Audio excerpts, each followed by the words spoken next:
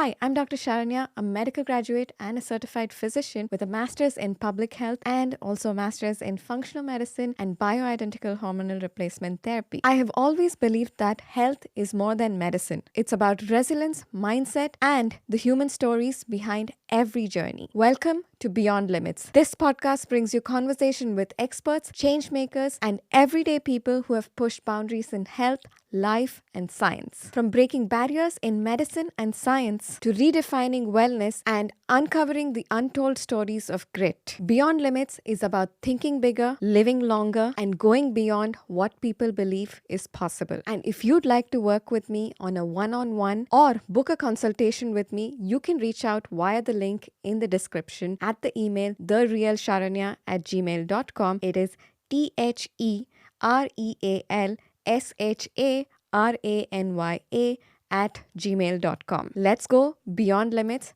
together. Our guest today is Kristen Evaniza, commonly called as the Phantom Boss and the most well-known figure in the Bangalore RCB circle and also a well-known figure around the Outfit gym. The Outfit has been home for me, home for my family, and today he talks about how he's redefining fitness and wellness in his own way in Bangalore, and also he unpacks a lot of insights about the myths around exercise, the myths around diet, and what we are actually doing wrong in taking care of our health. You landing up in the gym is not important, but landing up in the right space with the right people is important, and you will realize this by the end of our conversation today. Hi Chris, how have you been? Hi Sharon, I'm good. What's happening? I know you as everybody asks me that what is this Phantom Boss? How did he go from being just a normal person to becoming the Phantom Boss and setting up Outfit and everything? I think I'm still a very normal person.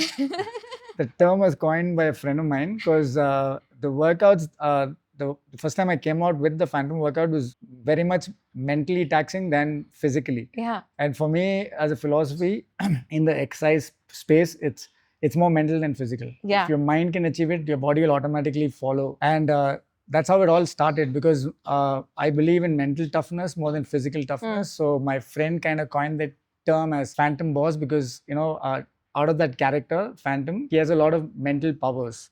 He's not the most strongest of superheroes, but he's mentally there. He's agile. He's as powerful as your regular superhero without the superhuman strength. So I feel that you can build all of that if you have a strong mind. So that's how it all started.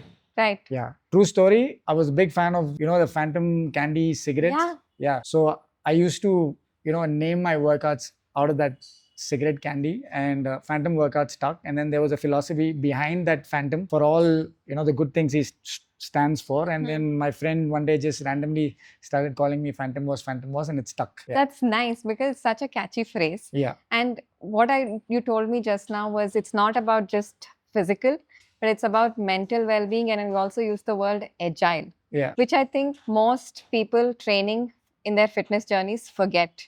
True. Right? Because before you started Outfit, we didn't have something called as functional fitness itself. It was all about just going to the gym and building muscles.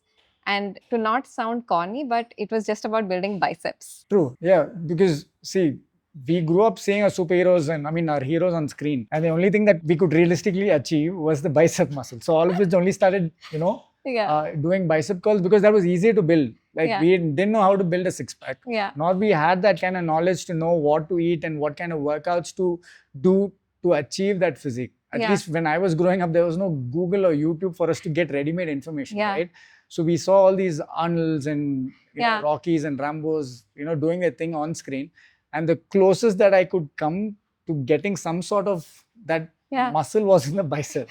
And I think my generation stuck to that, saying, okay, we'll just do push-ups, bicep curls, and we'll achieve that, that muscle mass. That's about it. There was no functionality towards what we were doing. Yeah. Also because technology wasn't great back then, and none of us had that knowledge to know what functional training was. Yeah. Like for me, it was only my exposure going abroad and, studying these kind of things that opened my psyche into understanding, okay, there are multiple training verticals. Yeah. It's not just bodybuilding. However, whatever we are doing today, all originated from bodybuilding. Multiple verticals, came into play, like how we adapt to different technologies these days, from Google to AI to stuff like that, right? So from bodybuilding, everything evolved, and we just had to adapt to that time. Right.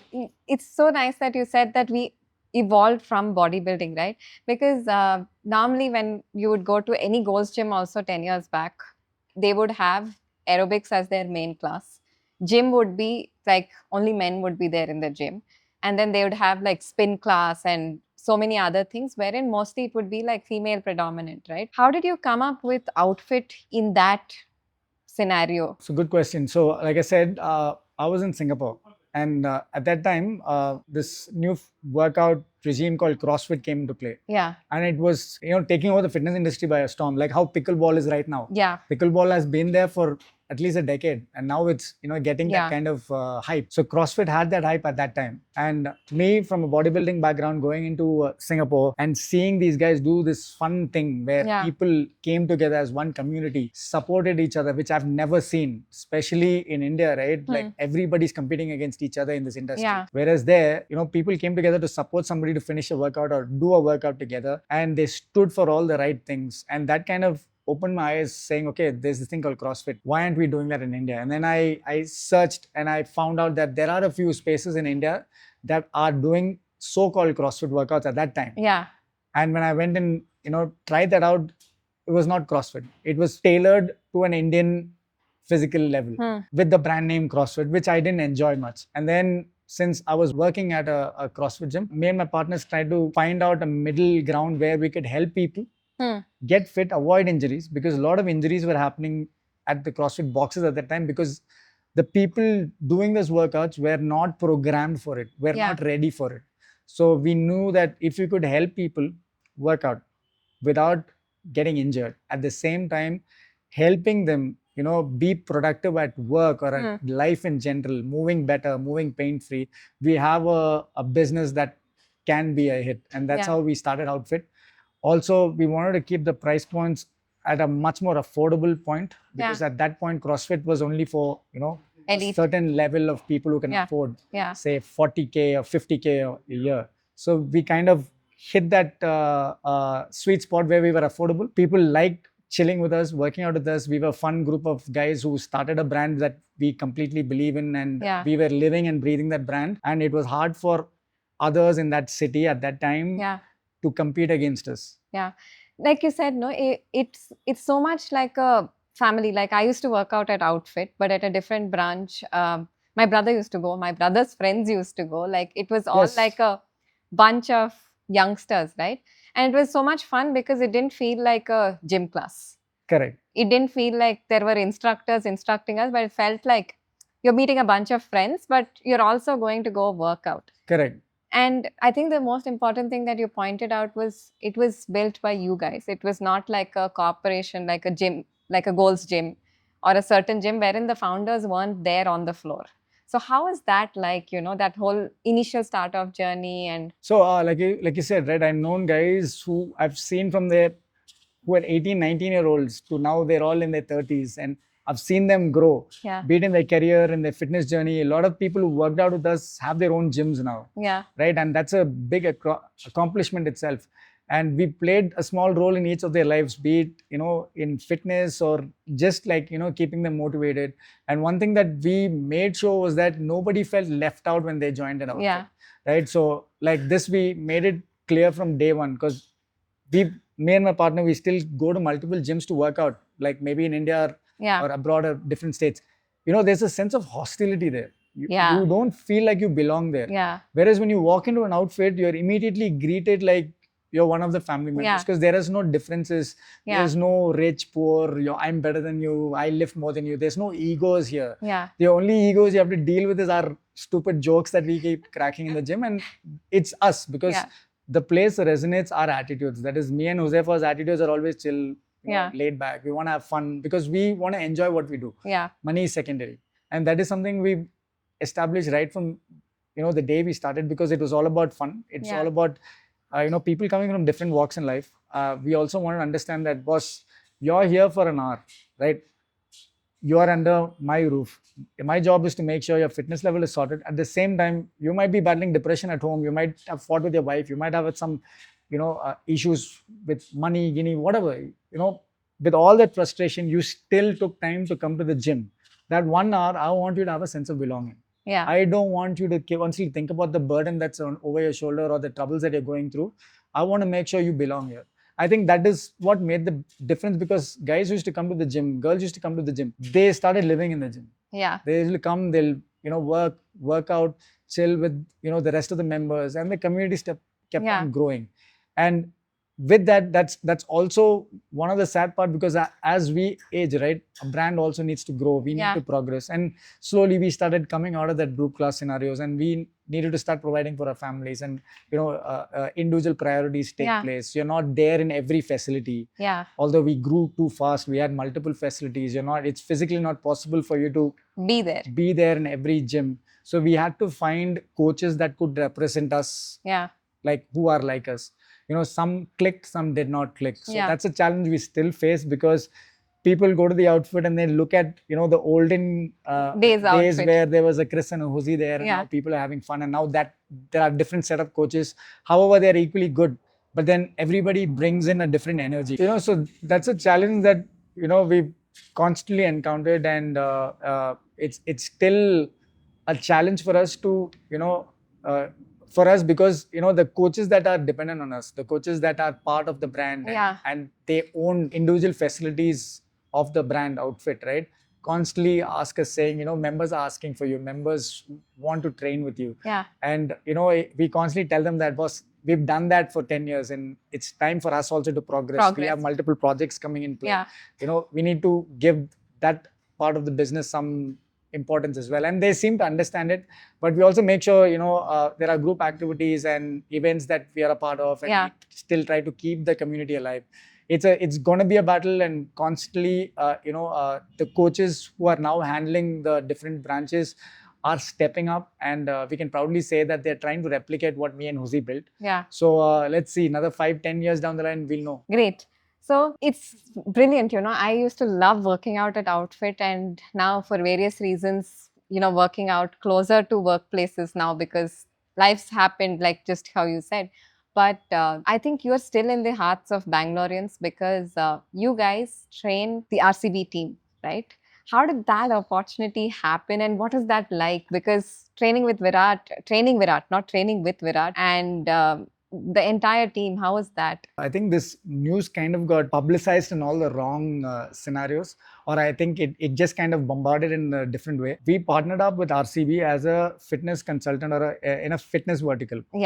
It wasn't our job to train the players or be part of the players' training in any sort of way.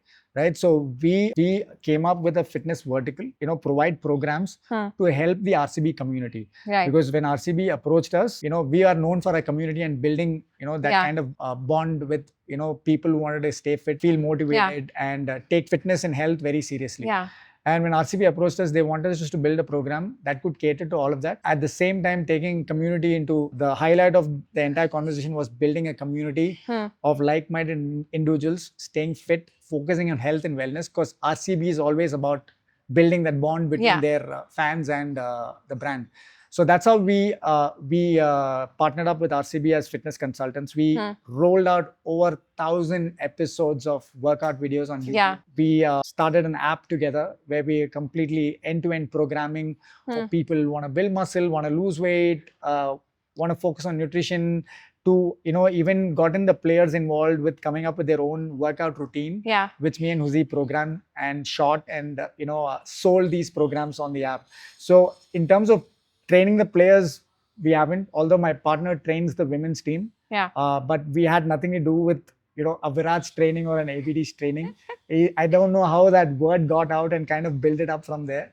So but I'm sure you would have interacted with Virat at some level. What is he like, and what's his mindset like to be at that level? So again, mindset for any athlete to be at that level requires a lot of discipline and training consistency, nutrition consistency. You need to be consistent with whatever you do when you're at that level, right? However, I haven't trained with him, but I did shoot for an episode where I had to give him some cues and some exercise references for him to shoot.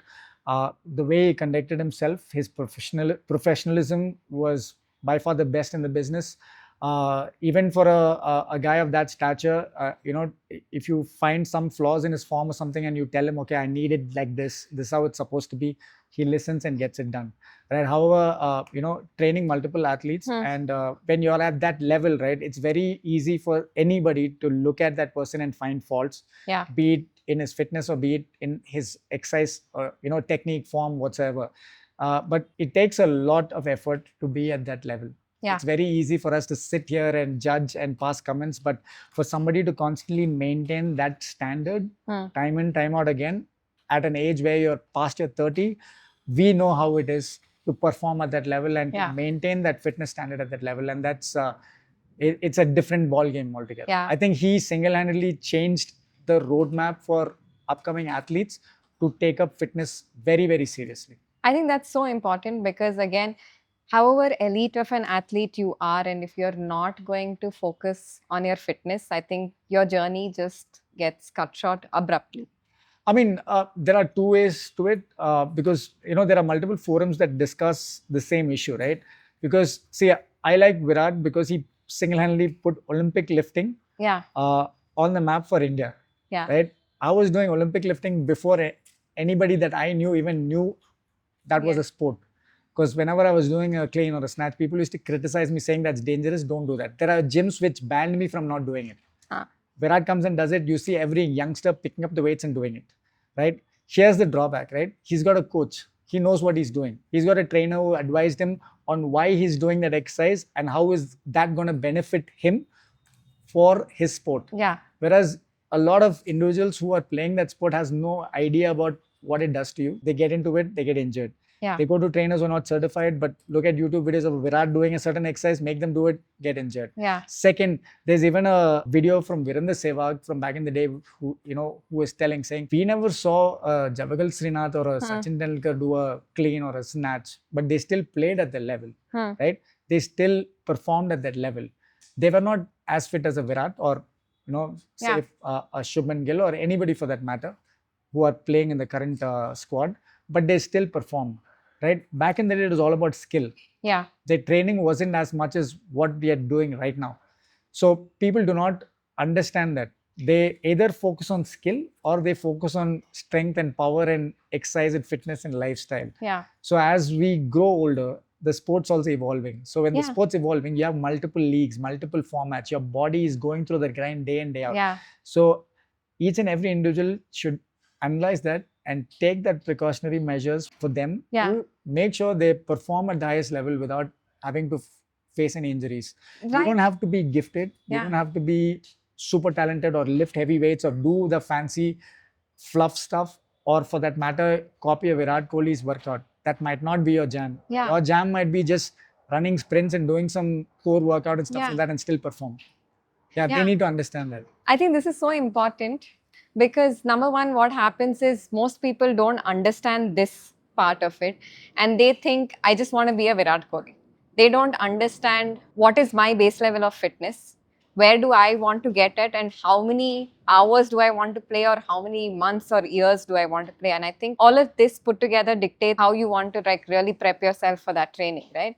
Now coming to the fact of a lot of people want to build muscle. What's the right way to do it? Because is it just about the size of the muscle, or is it important to have the range of motion? See, range of motion is all about your joints, right? And in terms of the size of the muscle, it depends upon what kind of body you want to achieve. If you want a leaner look, then your training differs. If you want a more muscular look, your training and nutrition will vary. It's all about what that particular individual requires. Range of motion has nothing to do with building muscle. Right? If that was the case, then you'd see, people in wheelchairs building muscle. They don't have any range of motion, or low body not working. But then if you see, the upper body is completely ripped. Again, depends from person to person in terms of what they want to achieve. So building muscle, again, how important it is something that depends on what you're building that muscle for. If you're a construction worker, you cannot have overly large muscles because of the constant blood flow. You will get tired doing your day-to-day chores. So that's why if you see farmers and construction workers, they are lean and then they're ripped. Right? You will not see a bulky construction worker or a bulky farmer. Yeah. So again, depends from what your ideal goal is. If you were to give a tip, like 3 things you can do or you should be doing is the right direction to, building better muscle. Or even if I were to say, men, at least it's easier to build muscle when you take into consideration women. It's far difficult, like 2 times harder for women to put on muscle. What would you say they should do? See, first and foremost, women need to understand that lifting weights will not make them bulkier. Yes. Right? Like Can you said, say that louder, please? Ladies, if you're listening, lifting weights will not get you bulkier. It's very, very hard for y'all to build muscle. Like, what would it take a guy to build muscle, right? You need to eat right. You need to focus on the right kind of nutrition and the right kind of training plan. Here's where a lot of things go missing, right? When you go join a gym or hire a personal trainer, you pay the fee. You tell him, boss, I need to lose the fat around my waist or fat around my arms. There is no such thing as fat around the arms. I can't just customize a workout for you to lose fat around your arms. It all depends upon the same training routine. It all depends upon your diet. And most importantly, women who have the tendency to secrete a lot more stress hormone than men, right? So that's another added issue. So you need to focus on all these aspects, sit with your trainer, understand what program that he's worked out for you. If you've signed up for, say, 12, 15 sessions, I'm guessing that's a 1-month roadmap, right? Yeah. So in that month, understand what that workout is going to do. So sit with your nutritionist, or if your trainer is taking care of your nutritional plan, sit with your trainer, understand what you need to, eat, what your workouts cater to, what is your end result in that 30-day marker. So there's small markers that you keep in every month, right? 4 weeks, okay, this is what I want to achieve. If you want to achieve 2 kg fat loss in 4 weeks, then your program needs to match that. Yeah. Your diet needs to match that, right? Always do a blood work done. Post the blood work, you know what all markers you need to bring under control. Yeah. So adequate medication or supplementation, nutrition, training. Yeah. Right? So for building muscle is not an easy thing. It's all about the right kind of food and the right kind of training. Yeah. It's very simple, yet very difficult to be consistent at this time and age. 100%, because there are so many distractions, because number one distraction could just be work and traffic. You're not able to just make it to the gym. I think it's important also to build muscle in today's age and time because of all the diseases that we are seeing grow. Like when I was younger, maybe 10 people were diabetic, but now every second person is a diabetic and a hypertensive patient, right? So I think, like you said, it's more and more important people understand this. And also there's this myth, that most people I speak to, some are my patients, some are my close friends, acquaintances. They say, are you exercising? They say, yeah, I'm walking. Doctors asked me to walk. And the second common thing is, I don't want to bring up, but I've joined this /fit program and doing group workouts. What's your take on this? So first and foremost, your body is programmed to walk. Understand that. Your body is programmed to walk. There is no exercise saying go walking. I tell this to my mom as well, because my mom herself is fighting, weight issues and hormonal issues and stuff like that. And she told me I'm walking 30 minutes a day. I said 30 minutes a day of walking anyway that you do normally. Yeah. You need to start basic strength training, which is the fundamental for anybody to see any kind of results, be it weight loss or strength gain. You can be 70, you can still start doing strength training. You don't have to lift heavy weights. You can start with resistance. Body weight is more than enough, right? People do not understand that. See, there are multiple courses of boot camps and off late there are a lot of these fad diets, supplements that are helping you lose weight. But that's not going to be sustainable for you for a longer duration of time. I understand, we train people from, say, the film industry or, say, modeling, or, they have these projects. Say, suppose someone's getting married. So they want to lose 20 kgs or 15 kgs before their wedding. Now, in that a month or 2 months time, there is no natural way for them to lose that weight before their wedding. So this desperate measures make them go and join these fad diets. Fad programs that can literally, suck the air out of them to make sure they lose that 10 kgs within that 15 days or 20 days or 30 days to achieve that particular goal. Which is, for me, I have nothing against it, because the program clearly states it's a weight loss program. You're going there for, say, 30 days to lose that particular weight for that particular event. After that, you're definitely going to bounce that weight back. it's not going to stay off. Yeah. If you're very clear about it, do it. Yeah. But it's not going to be sustainable. If you want something sustainable, make sure to put in the effort and wait patiently. Yeah. When I say put in the effort, I tell this to my mom as well, right? 30 minutes of walk, you're doing that on a day-to-day basis at home. Yeah. Okay, then I had to get on a watch to track her steps. She's doing 20,000 steps on a day-to-day basis by just doing housework and walking around the garden. Yeah. Now, how is that going to help you lose weight? Yeah, done. In fact, it is not even going to help you lose weight, but it is going to help you lose the little muscle you already have. Yeah, if you're overeating, then that also doesn't matter. Yeah. Only thing is you're active. Yeah. 20K steps is giving you that mental assurance saying, boss, I'm active. Yeah. You're still overweight, but you're still active. And I'm still feeding myself more than what I should be eating. Yeah. So first and foremost, what we did is control our food intake, which is very simple. You know you're overeating certain things, control that. Yeah. After a certain time, stop taking in any kind of food habits. Of course, with age, you have your medication, X, Y, Z, all that you need to take with meals. Okay, done and dusted. After that, cut down sugar, cut down the unwanted things after 6 o'clock. No sugar, no maida, none of that. Start strength training 3 days a week. And she's doing that. And she's seeing results. The weight drop is there, slow and steady. But then, that is sustainable. Now, even after, say, 3 months, that person stops lifting. You're not going to bounce back that weight. Yeah. So, especially for women, strength training is very, very crucial for fat loss. Don't run on the treadmill for 45 minutes and expect fat loss. Yeah. Do strength training for 45 minutes. You'll see far more fat loss than what you'd see on it. Yeah. We are just talking about, strength training and everything. What's the difference between functional training and strength training?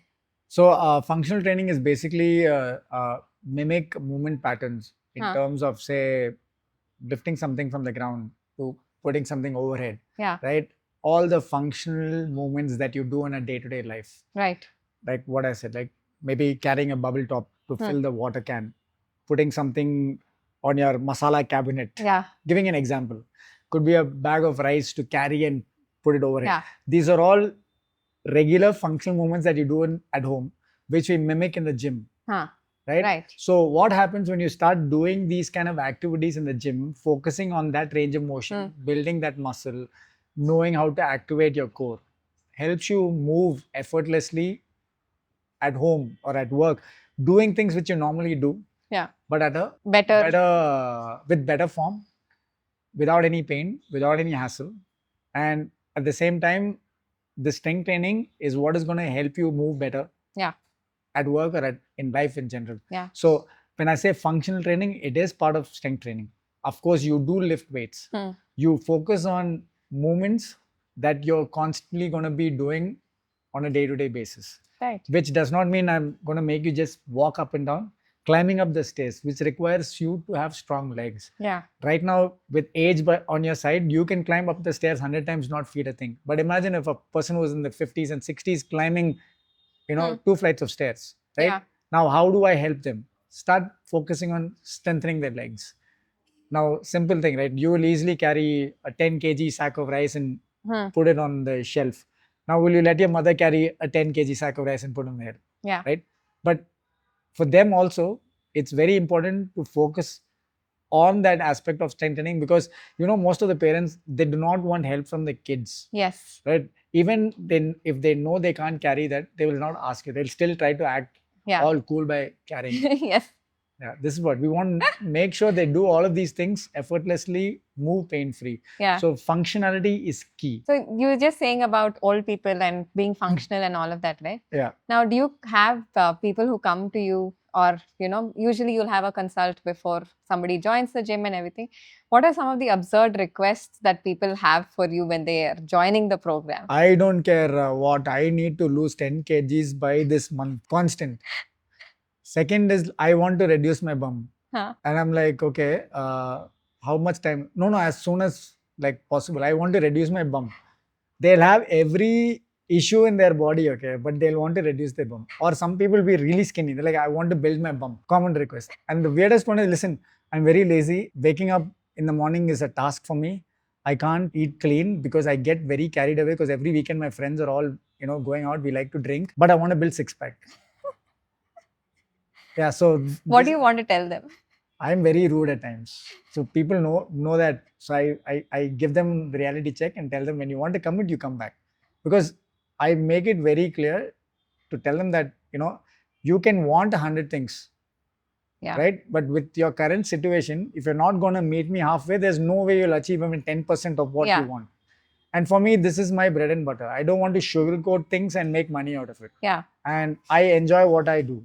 So for me to come in at 5:30 a.m. to train a person, I need to get an equal response from that person. Yes. Yeah. So there are many times where I've completely discontinued training because it doesn't motivate me.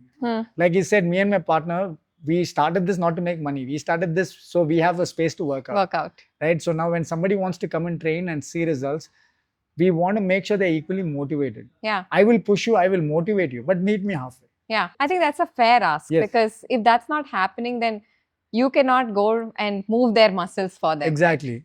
Right? And God's grace, we have people who are very motivated and who motivate us in return. Yeah. So that way, that relationship works really well. Yeah. Like you will start seeing results when you know you're here, you're at your happy place, you are with your favorite trainer. You will do everything that your trainer tells you to. Yeah. And as soon as you have that bond with the trainer, because see, I consider myself as a doctor. Yeah. Right. And I tell my trainers and my employees who join, don't feel like you're a personal trainer or a coach, or don't feel like you're not valued. Because when I came into this industry, nobody knew what a trainer was or a personal trainer was. Yeah. It wasn't a valued profession. They never thought that this profession will help you make money or get you married or all of these things. So I tell them that think of yourself as doctors, because you need to constantly be updated. Human anatomy is key, right? For you to help somebody, you need to know XYZ. Yeah. All right. And there's a lot of science that needs to be backed. Yeah. If you need to tell somebody about nutrition, you need to know about nutrition. Don't randomly read things from a book and try and execute it with your client. Don't watch YouTube videos and try and execute it with a client. Each and every client is different. So that's why we have an assessment. Yeah. Right? We make them move, understand what needs to be worked. You might come to me saying, I need to lose 5 kgs. But then for me, my first look will be, I need to fix your shoulder. Yeah. Let's look at the weight loss secondary. So, a lot of clients don't understand that.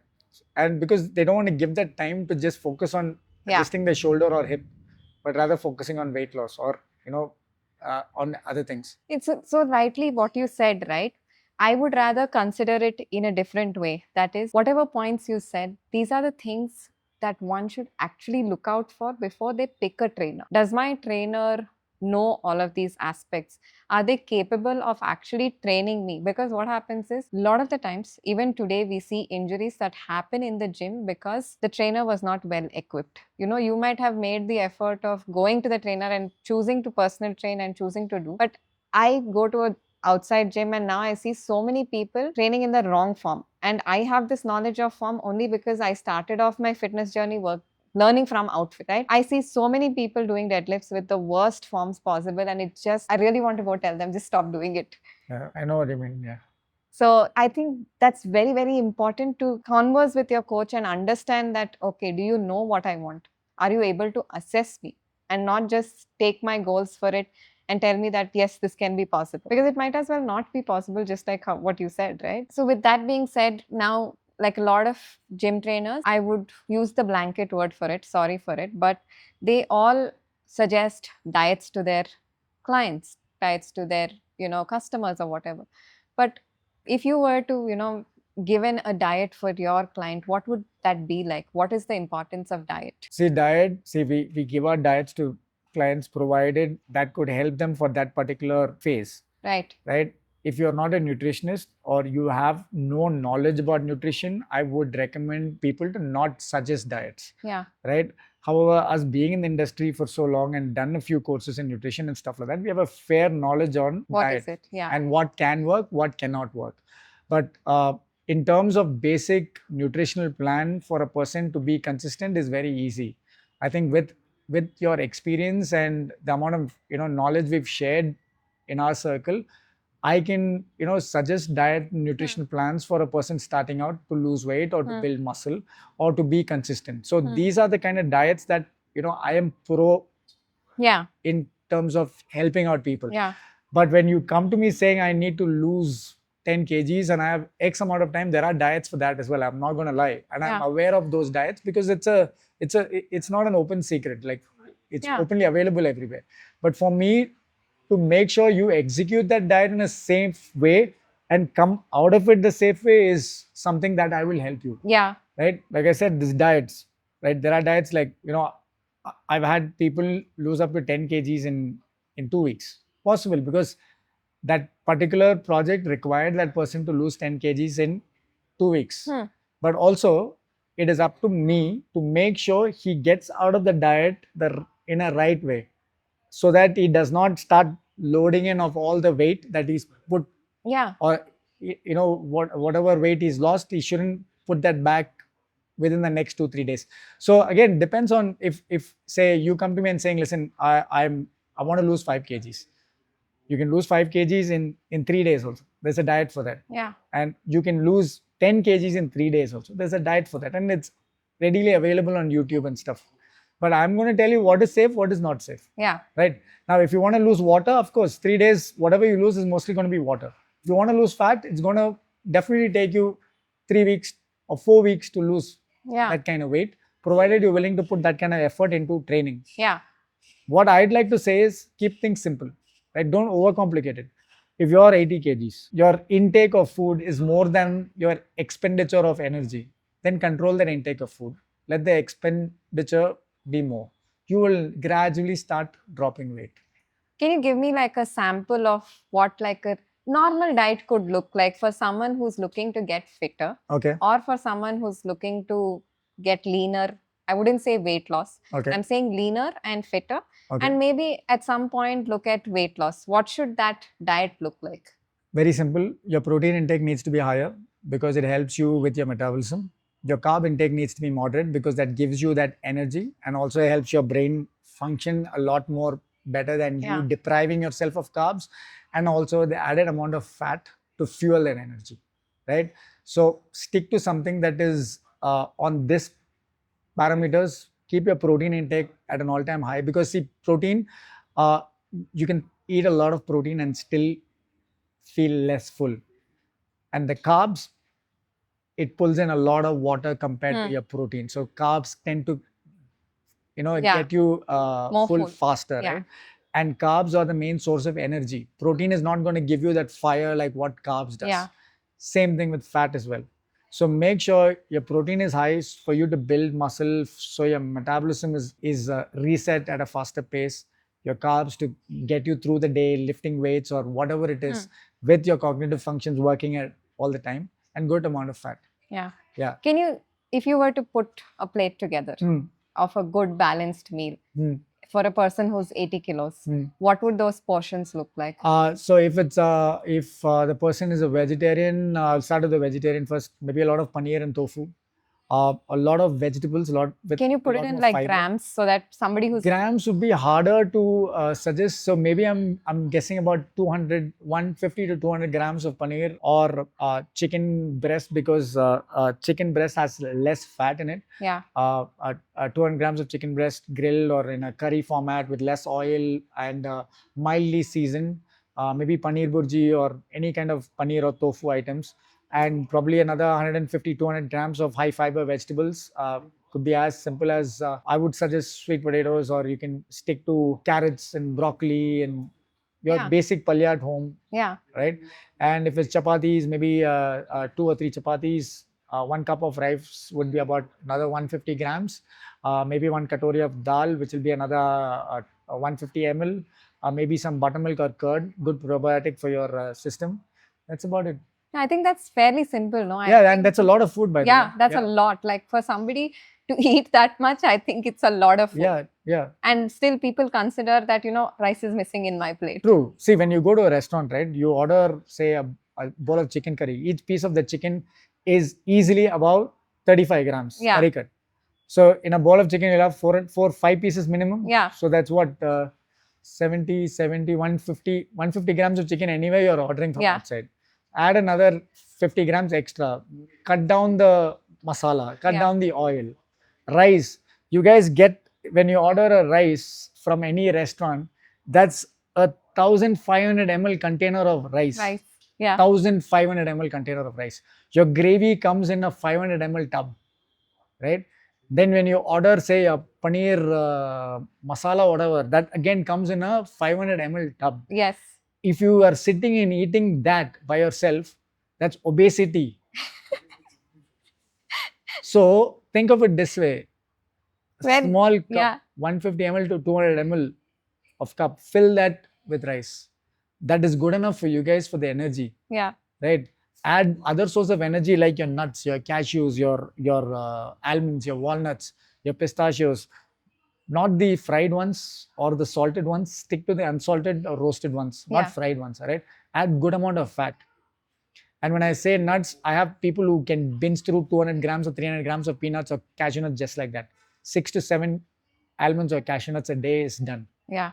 Your 150 grams of rice, 200 grams of rice, again, depends on the activity. Here I'm talking for a person who's 80, considerably short, wants to lose a lot of weight. 200 grams, done. Yeah.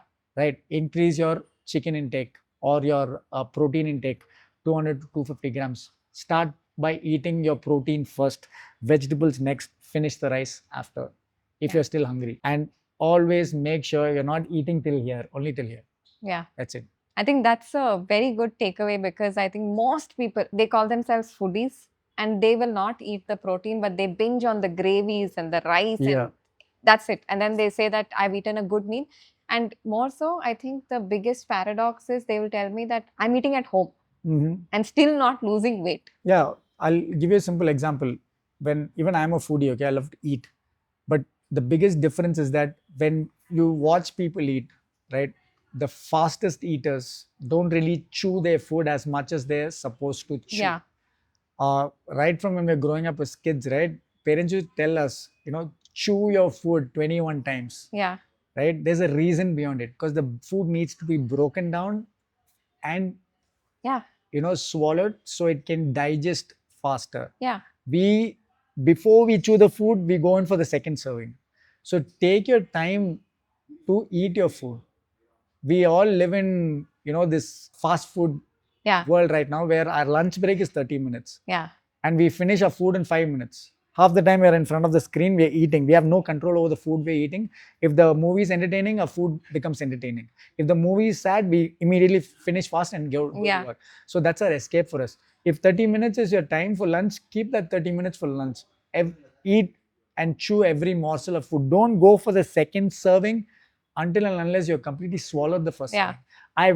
Trust me, I've not seen anybody do that. And people at home, do not sit in front of the TV and eat your food. There's a thing called a dining table. Use that dining table, sit with your family, leave your phones out. Yeah. It's a very good habit. It can be boring. And after that point, 2-3 days after that, you'll only start focusing on the food. Yeah, I think it's so important because food is a very cognitive thing, right? I think this is a very old experiment.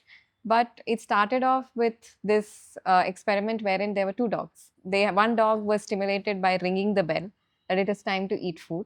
The other dog stimulated by the smell of the food, right?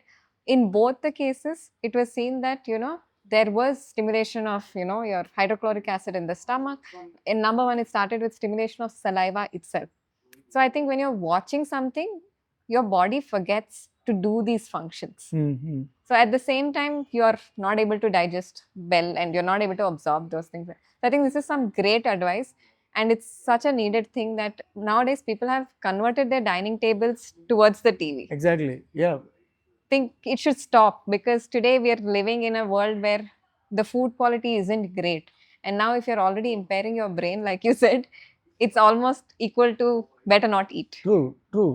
And simple advice, Netflix is not going anywhere. You can pause, go eat your food, come back and eat. Make that a habit. Trust me, all weight loss problems will solve. Yeah. Even for a person who tends to overeat, tell them to keep their phone out.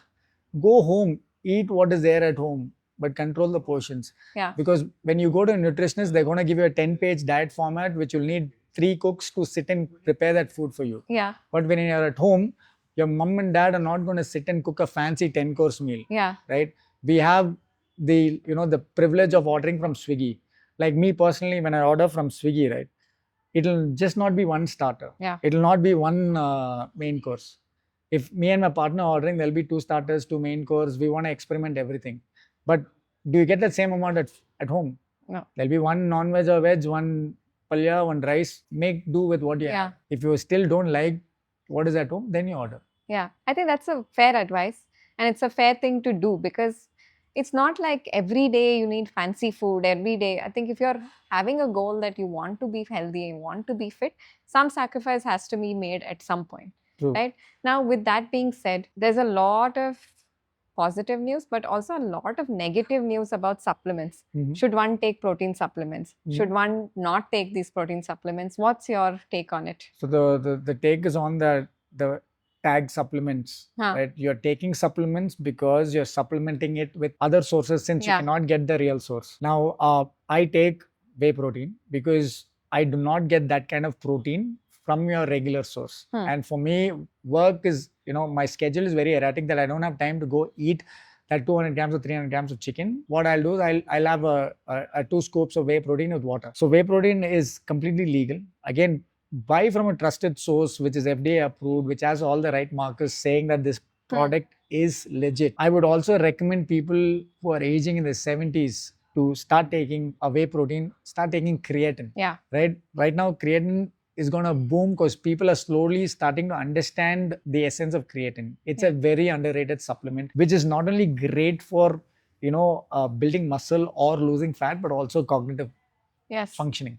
Not many people know that. All this while it's taboo, right? 3 grams of creatine is a must for anyone and everybody, right? And in terms of other supplementation, stick to something that is basic that you require. A whey protein is a basic supplement that everybody requires, right? Your mom, your dad, you, everybody requires that, because we don't get that kind of pure form of protein from eating chicken all day. Yeah. Right? And also I tell people that if you have somebody who is getting you that 200 grams of chicken, or, if your goal is to lose weight, you're getting all the food from home which matches your macros, then fine, don't take a supplement. Yes. But if you're not having the time to hit those macros, then you have to take a supplement, right? Multivitamins are vital. Again, do a blood test, understand, go through your markers, see. Majority of the issues right now is people having a lot of vitamin D deficiency, right? Do a blood test, understand what your levels are.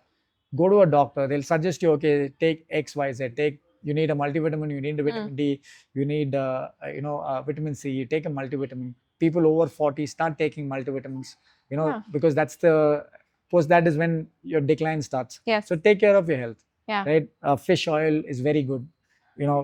We come from a land of spices, turmeric, ginger, nutmeg. All these are absolutely great for a daily usage, which we don't pay attention to. And it's not like, okay, I'm eating haldi doodh and I'm taking turmeric, because the amount of turmeric that I require is not available in that.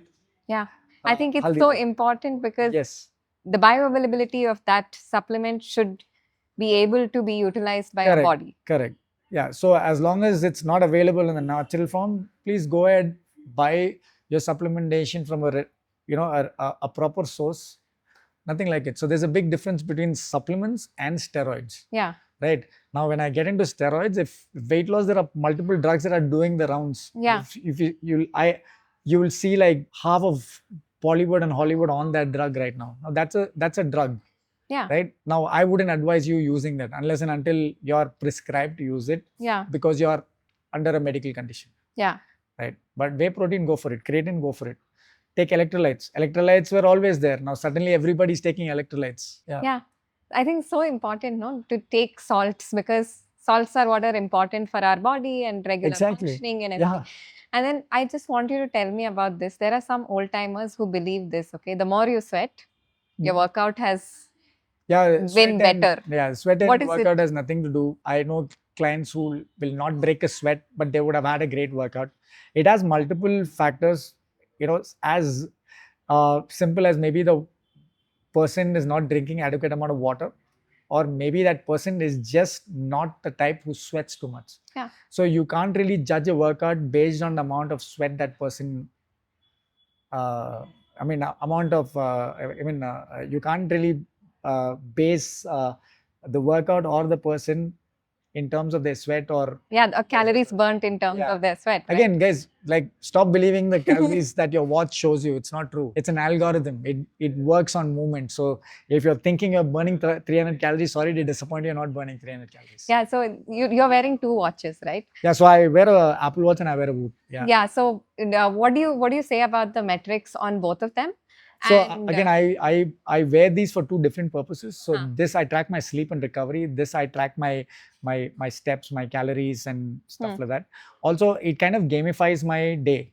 Yeah. Right, because I need to work out. For me, it's like if I don't work out a day, it's not a stress buster for me. I need to make sure I'm active when I'm working out. Yeah. So the Apple Watch, what it does is based on the calories I burn, the amount it pushes me, I tend to push myself and feels good. So it might not be accurate, but it kind of helps me to know how much I've burned today or how much I've worked out today compared to how much I worked out last week or the day before. Yeah, and for me in this industry, it's I would suggest all trainers to also be very tech savvy to understand what's in the business, because there are so many clients who are using the watches, who are using the bands. So if you do not know what it does or what's its functionalities, then you will not be able to help them with it. Yeah. And every trainer should know about these gadgets. And I think it's so important because today we are able to get that data, right? Correct. Because today when we talk about someone getting fitter, his sleep or her sleep is so important. Mm-hmm. So if somebody is showing up to the gym every day and not sleeping at night, mm-hmm. still not find results, right? Yeah, so again, that's another, I feel that this is where the gadgets kind of play with your head, because see, for me, I function with very less sleep, and I've been like that, I think, right from my childhood. Yeah. I'm an early riser, and I go to bed fairly late. Unless and until somebody puts it in your head saying that, okay, this is hampering with your workout or hampering with your life, it doesn't. Yeah. Right? So that's one of the main reasons I got the Whoop, because every time it tells me that my recovery is 30%, my sleep is less, I will try to fight the odds to go and work out and prove the Whoop wrong. And it's always worked out. Yeah. Right? And I never grew up wearing these gadgets. Yeah. Right? I grew up without a watch or a band. I still worked out. My workouts were the same. Yeah. 8 years, 10 years back, and now the intensity, my workout levels is pretty much the same. Yeah. But I never had an excuse saying, okay, I didn't sleep today, so I'm not working out. But this gives me that opportunity to create that excuse. Yeah. Right? So when I wake up in the morning, I'm like, okay, my body's recovered, say 36%. I'm going to take it easy today. That immediately starts playing in my head. So when people say, okay, sleep is important, it's important. But realistically, guys, how many of you are sleeping 7 hours a day? Not possible. Yeah. Right? I function with 4 hours a day. That's an interesting conversation, because I think very important to understand what each one's needs are. Yeah. Because it's like a personalized thing for everybody, right? True. We can't put like a blanket term that you can't. 7 hours is what is. Yeah. So when you go to a doctor, they tell you sleep, get an adequate enough sleep. I'm like, dude, I start my day at 5:30. I can't go to bed at like say 7 hours from that. Now it doesn't work. By the time I reach home, it's 11:30. 12 o'clock I sleep, 5:30 I'm at work. Where will I get 7 hours of sleep? Yeah. It's very easy to say it, but it's not possible unless and until you have your day completely planned out and stuff. So like you've been working with so many celebrities, so many elite athletes and everybody. What is that differentiates them from the regular people? Like why are they at that? Like I said, I've known so many people, especially finish shoots at 2 o'clock, and they'll be in the gym at 3:30 in the morning. They'll train till 5:30, go sleep. 8 o'clock, they'll be in sets. Now, sleep is not hampering them. Yeah. Right? Maybe recovery will be an issue, but the nutrition is taken care of. Yeah. Also the hunger, and especially athletes at that level or celebrities at that level have a hunger to constantly keep progressing, because they know from that level it's a long fall all the way down. Yeah. So they need to constantly be at it to remain at that position or go harder. So for you, it's all about being consistent and all about trying to keep progressing every single day. Yeah. You will not see anybody taking things for granted.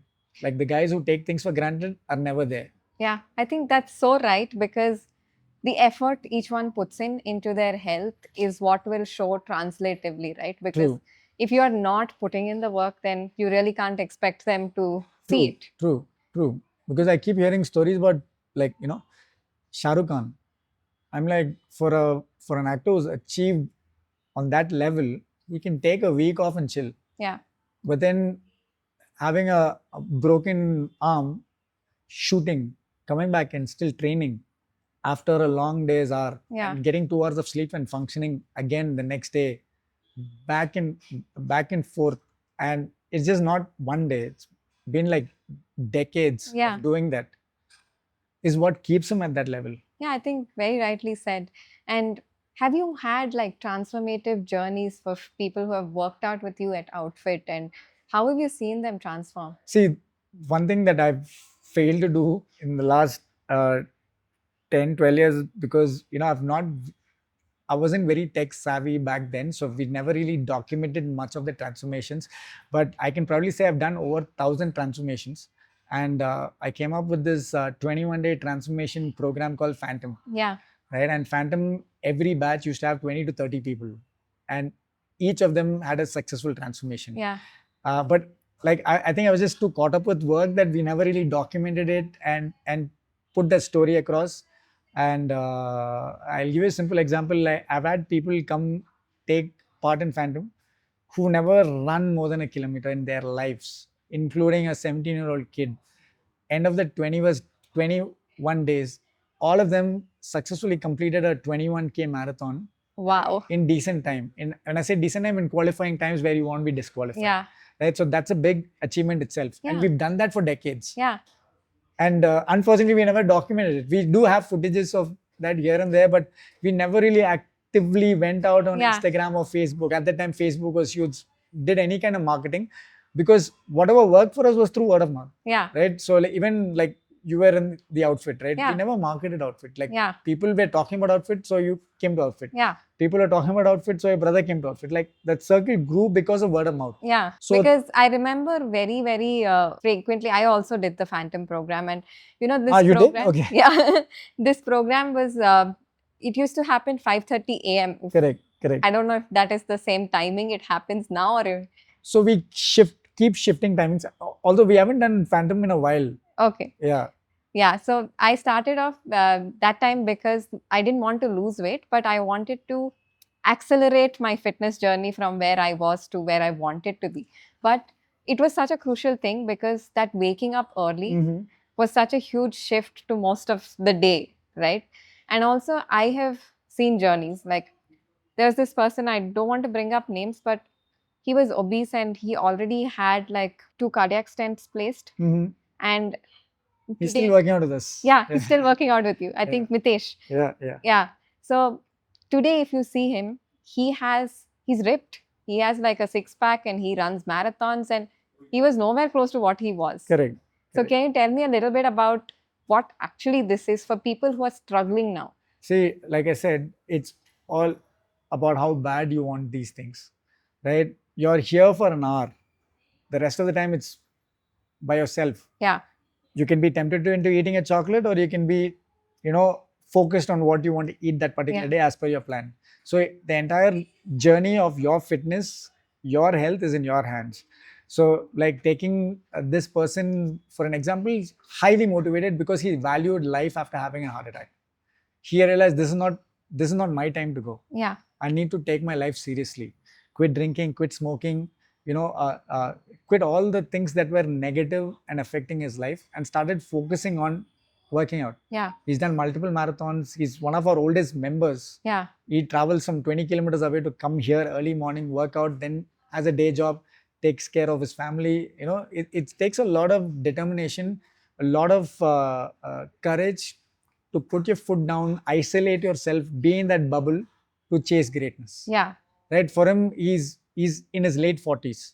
Right? His goal was always to get a 6-pack. But to get that 6-pack, he had to sacrifice a lot of other factors as well. Yeah. Right? Your friends will want you to come out and party with, no. Very much in that bubble.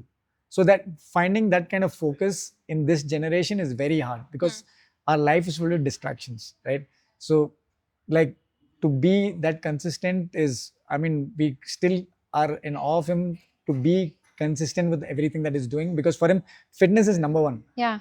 Next comes everything.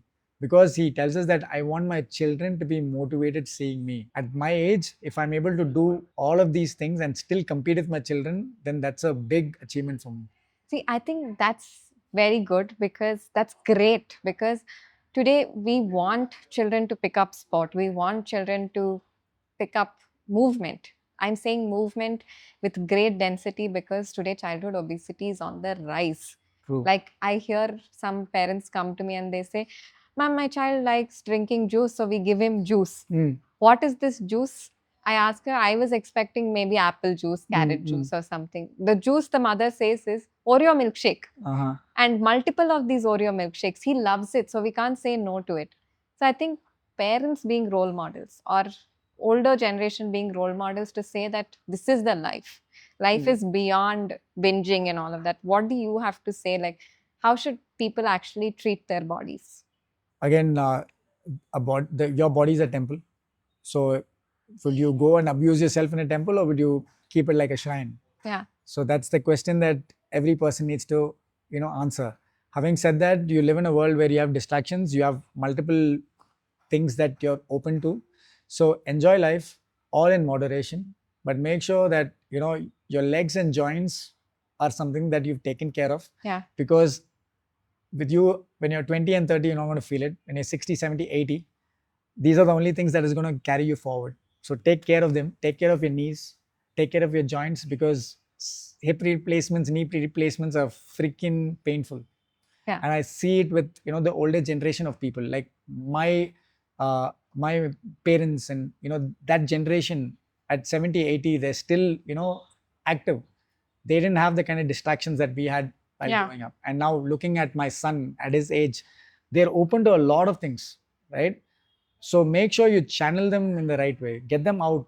Get them doing activities that, you did back then. Don't give screens to them.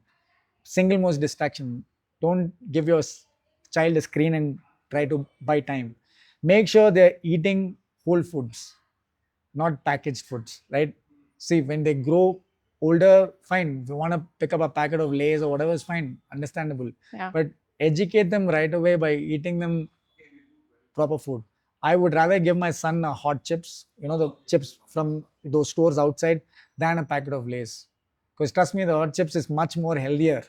I wouldn't say healthy. Actually, it has no preservatives, right? It's made in front of your eyes, has a shelf life. Yeah. Compared to a marketed product. Yeah. So make these kind of wise choices. It does not have to be all these fancy choices where everything has a label and an expiry date and a price to it. So I give that to my child.